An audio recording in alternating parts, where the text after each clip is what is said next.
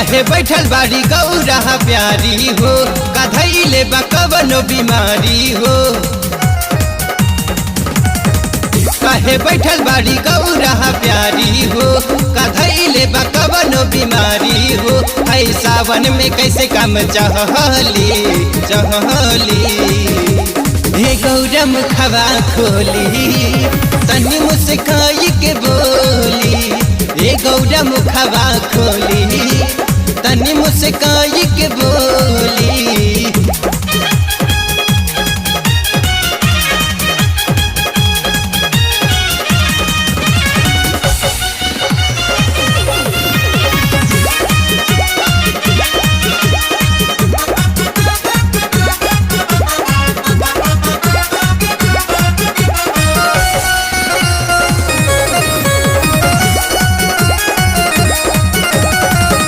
धतूरा बा पीसी ले आई हो, हमरा के गौरा झट से पियई हो, झट से पियई हो।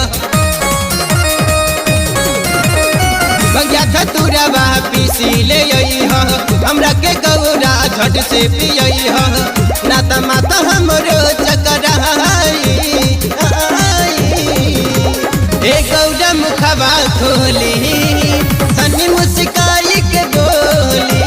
ए गौरा मुखवा खोली तनी मुस्काई के बोली।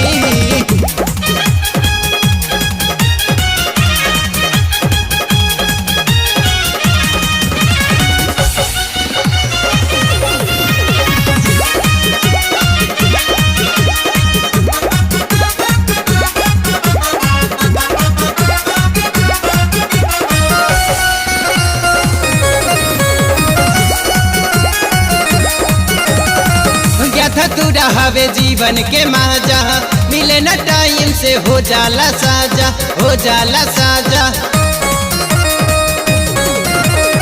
भगिया धतूरा हवे जीवन के माजा, मिले न टाइम से हो जाला साजा।